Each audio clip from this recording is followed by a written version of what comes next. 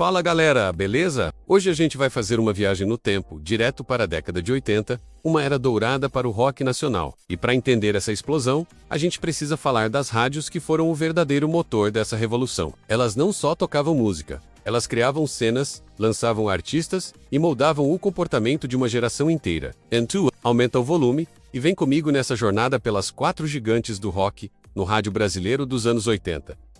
Vamos começar pela pioneira, a Rádio Fluminense FM, a nossa eterna maldita. Inaugurada em 1982 no Rio de Janeiro, a Fluminense foi um ato de coragem. Numa época em que as rádios apostavam no pop internacional e na MPB consagrada, a Fluminense decidiu mergulhar de cabeça no rock. E não era qualquer rock. Ela abriu os microfones para as bandas de garagem, para o som que estava borbulhando no underground carioca e brasileiro. O lema Maldita, a sua rádio rock, não era só um slogan.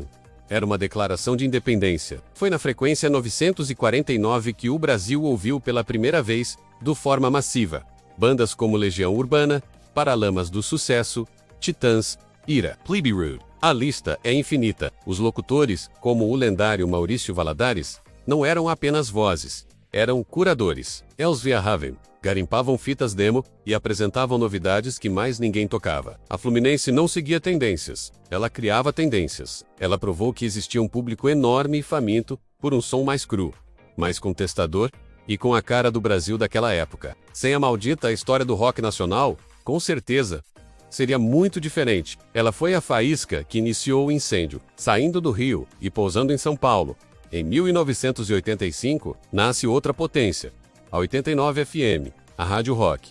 Se a Fluminense foi a pioneira underground, a 89 chegou com uma estrutura mais comercial, mas com a mesma paixão pelo rock. Ela percebeu o potencial de mercado que a Maldita tinha revelado e soube explorar isso com maestria. A 89 FM profissionalizou a divulgação do rock no rádio brasileiro, com uma programação impecável e uma plástica sonora super moderna para a época. A 89 se tornou a trilha sonora da juventude paulistana. Ela tinha uma pegada que misturava os grandes clássicos do rock internacional com as novidades do rock nacional que estavam explodindo. Programas como o Pira 89 e o Hot 9 viravam febre. Era na 89 que você ouvia em primeira mão os lançamentos de bandas como Capital Inicial e RPM.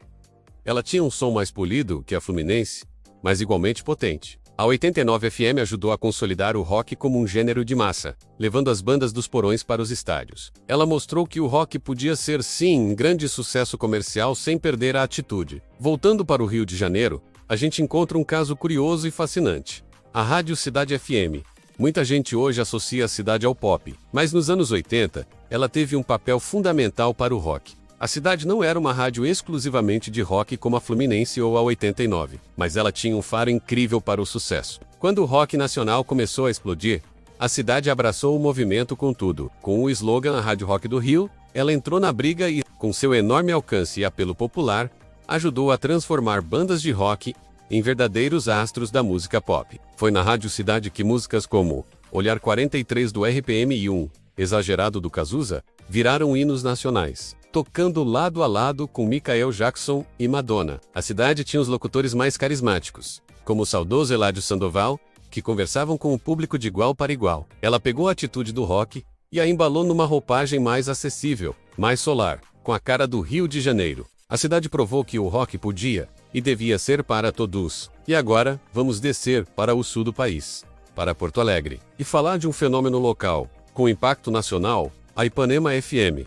Fundada em 1983, a Ipanema era a praia de quem tem opinião. Ela tinha uma proposta parecida com a da Fluminense, mas com um sotaque e uma identidade cultural muito próprios do Rio Grande do Sul. A Ipanema foi o principal megafone do rock gaúcho, um celeiro de talentos incrível. Foi na Ipanema que o Brasil descobriu o som único de bandas como Engenheiros do Hawaii, The Fala, Tient e Cascaveletes. Ela tinha uma programação ousada, que não tinha medo de misturar o rock local com o pós-punk inglês, a new wave e o que mais fosse interessante. Os locutores eram formadores de opinião, e os programas, como o Clássicos da Ipanema, eram verdadeiras aulas de cultura rock. A rádio promovia shows, festivais, e estava sempre no centro da cena cultural de Porto Alegre. A Ipanema FM não foi apenas uma rádio, ela foi o epicentro de um movimento cultural que revelou uma das cenas mais ricas e autênticas do rock brasileiro, provando que a boa música não tinha fronteiras. E aí, olhando para essas 4 gigantes, a gente entende a força do rádio. Fluminense,